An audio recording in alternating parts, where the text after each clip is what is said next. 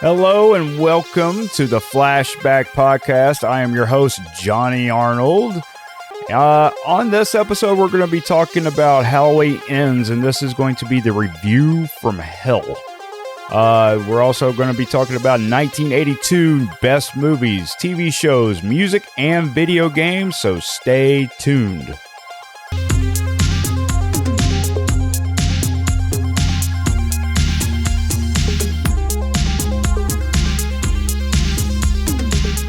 Now, talking about 1982, we're getting into some major franchise names that have carried over through decades and are still a strong part of today's pop culture.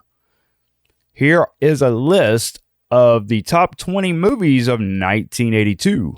Poltergeist, The Thing, Blade Runner, Halloween 3, one of my favorites, Creepshow, E.T., Fast Times at Ridgemont High, another one of my favorites here, Conan the Barbarian, Cat People, Friday the 13th Part 3, loved this movie, Rambo First Blood, The Slumber Party Massacre, Tootsie, Annie, The World According to Garp, another one of my all-time, even to this day, favorite movies, Tron, Grease 2, Gandhi, The Sword and the Sorcerer, and Rocky 3.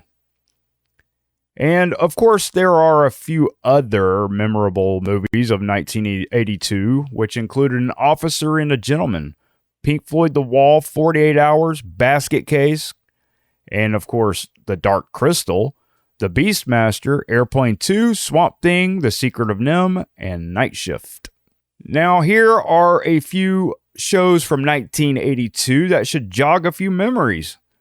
And I know I loved a lot of them on this list here. Cheers. Used to watch that with my grandparents. Knight Rider. Family Ties. St. Elsewhere. Silver Spoons. Newhart. Remington Steele. T.J. Hooker. And that had, of course, William Shatner in it. Fame. Fairy Tale Theater with Shelley Duvall. Nature.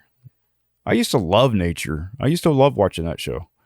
Late Night with David Letterman. Joni Loves Chachi, which is a Happy Days spinoff. I don't think it lasted but like a year. And Pac-Man, the cartoon. And of course, we cannot forget about the top 10 music albums released in 1982. Thriller by Michael Jackson. 1999 by Prince.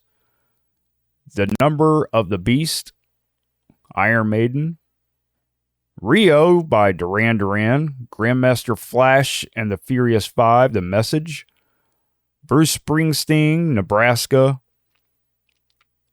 Roxy Music, Avalon, The Night Fly by Donald Fagen, Business as Usual, Men at Work, Elvis Costello and the Attractions, Imperial Bedroom. Now, of course, I told you guys we're going to start getting into some major video game franchise names this go around also. So we're going to be starting off with Donkey Kong Jr., Pitfall, E.T. based on the movie, Popeye, Q*bert. Dude, I used to love Q*bert. The little fuzzy looking dude that would jump on the blocks. Star Wars, The Empire Strikes Back, Star Trek, Tron, Spider-Man. I remember playing Spider-Man a lot.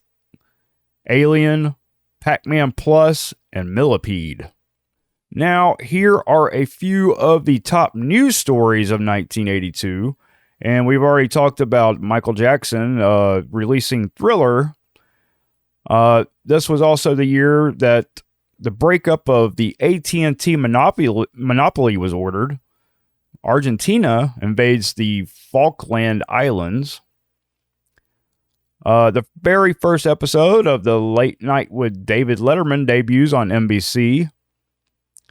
The popular science fiction film E.T. debuts during June. Disney's Epcot Center is opened. And then we're going to start getting into some dark stuff here. Tylenol capsules laced with potassium cyanide kill 7 in Chicago. The Vietnam's Veterans Memorial in Washington, D.C. is dedicated. And the first commercial use of genetic engineering is launched when human insulin produced by bacteria is marketed. So here are 10 celebrities born in 1982. So if you were born in 1982, this is a year that you share with all these celebrities.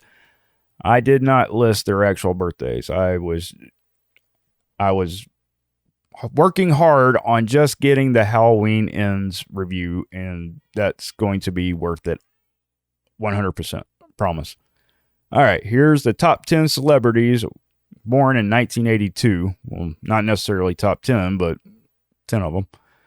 Nicki Minaj, Lil Wayne, Sebastian Stan, who plays Winter Soldier, Prince William, Anne Hathaway, Kelly Clarkson. Every time I say her name, I think of the 40-Year-Old Virgin. Seth Rogen, Adam Lambert, Jamie Dornan, and that's Tina's man from 50 Shades of Hey, and Matt Smith.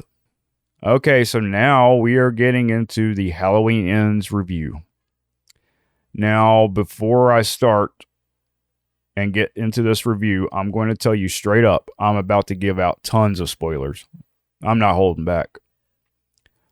And if you haven't seen it yet, you may want to just listen and see what I have to say before you waste 2 hours of your precious life. Because you're never getting that 2 hours back, I'm telling you. But if you still want to watch it and not listen, go ahead and turn off the podcast in 3, 2, 1. Okay, if you're still here, you've done it now.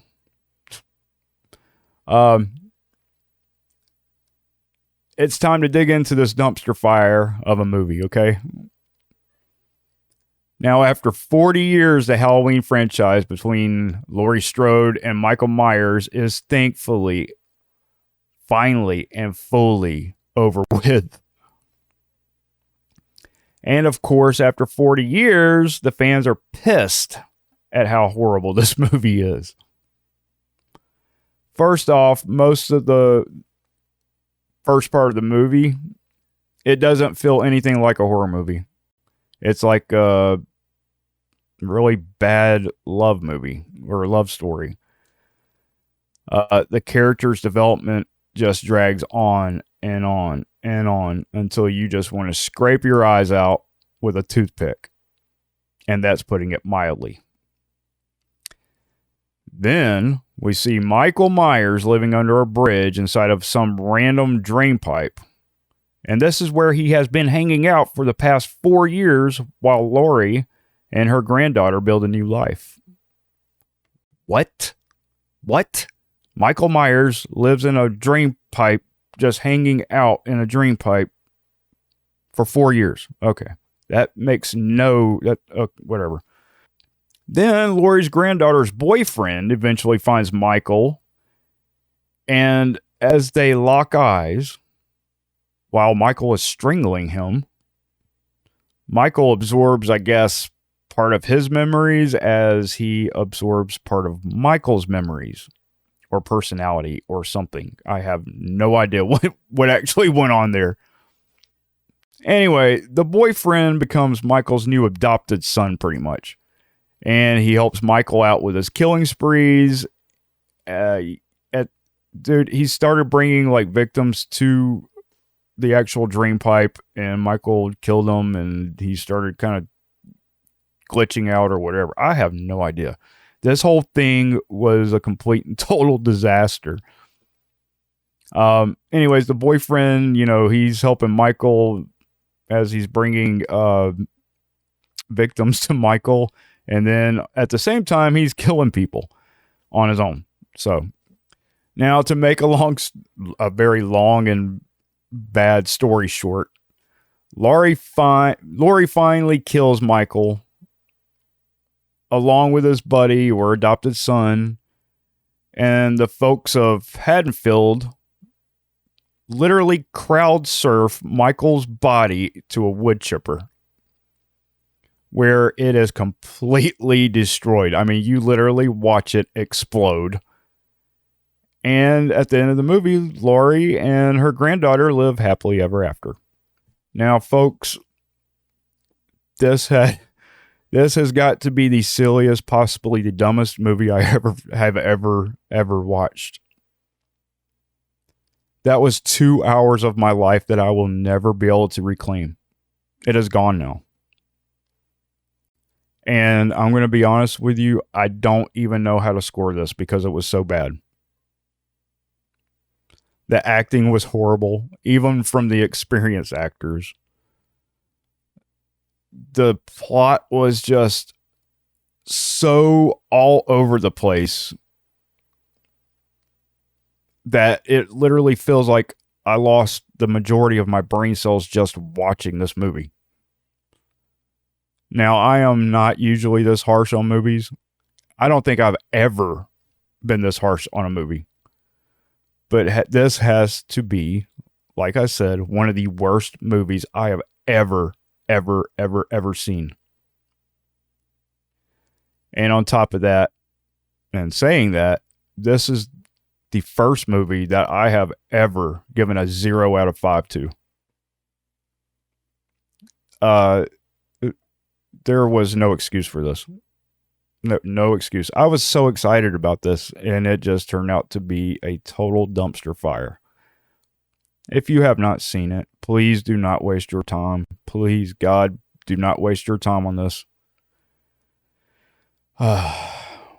Anyways, thank you for watching, my friends. I am Johnny Arnold, and I will see you on the next episode of the Flashback Podcast. Please don't see this movie. I'm begging you. Don't waste your life on this movie. See you next time.